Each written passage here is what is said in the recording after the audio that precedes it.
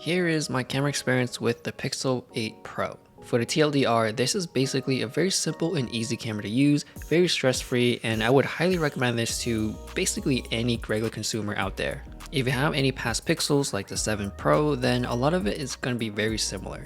In terms of the quality and camera, they come out really great, as what you would expect from a Pixel phone. For this year, the wide and telephoto are basically the same besides the aperture, which is a little bit faster, so it should be better in terms of lower light photos and videos. With the main wide camera and the 5x, I can get some good natural background blur just by getting the right distance from the subject. And the phone also has a new 48 megapixel ultra wide camera, which looks really good, and I will compare it to the older Pixel 7 Pro's ultra wide and see if there's any major improvements. Now, one thing I need to get used to is the new UI layout, because I was subconsciously trying to swipe to get to video mode. Now there is a dedicated button, which I feel like is a bit more organized since everything in this mode is specifically for video or for photo. On the lower left, there is the button to do all the quick general settings, and I really prefer this design because I do love how everything is pretty reachable with my thumb. And then you have a separated Pro tab with a few settings, which you can switch from 12 megapixels to 50, and you have the option to shoot in RAW. Now, if you do want to shoot in 50 megapixels,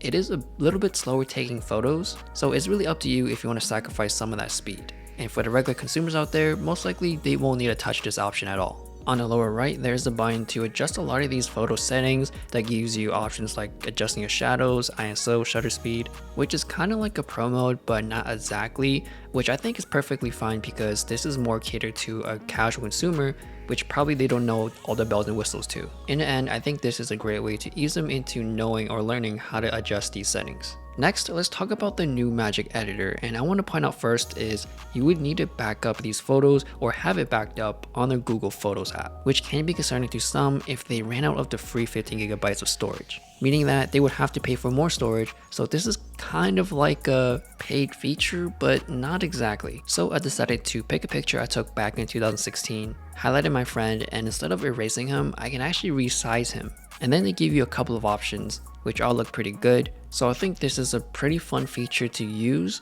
and have fun with your photos. But I still think erasing unnecessary people in the background is still the best way to use this feature.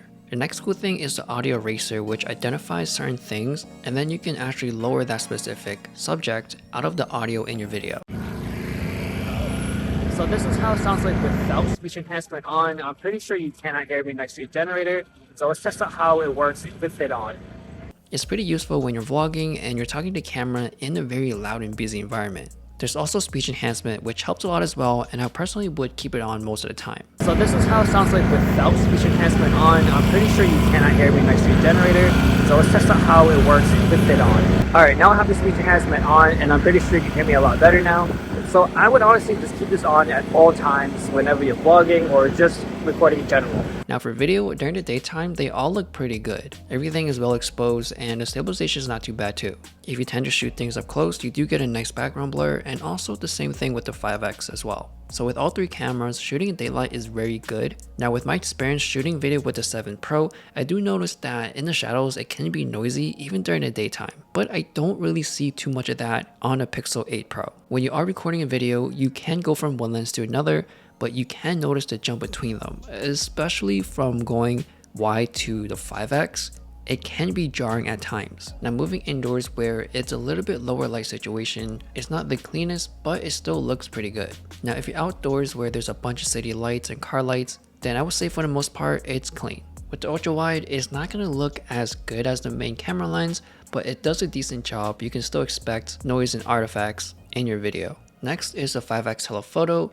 I wouldn't recommend walking around since you can see a lot of micro jitters. But if you're standing still, the image quality does seem to improve a lot. But one thing to be aware of is there is a lot of lens flare. So you'll see a lot of unnecessary lights or just glare in general in your video. Now for photos, they all look pretty good. If you are in a really dark area, I would just stick with the main camera lens, since of course that will give you the best results. And it has the lowest aperture lens. But if you're around town where there's a bunch of city lights, then even shooting with the 5x and ultra wide, I feel like it's pretty passable, especially for the regular consumers who just want to take a simple photo and it just looks good. In conclusion, the Pixel series in general is a great phone for a lot of people out there who just want something very simple and easy to use. With the new AI features, the new cameras, the audio magic eraser, All of that just makes it better and fun to use from the last model. Now, I'm not sure if it's worth upgrading if you have the 7 Pro, but if you like the new stuff from the 8 Pro, then go for it. Let me know what you guys think about the new Pixel 8 Pro and its new features.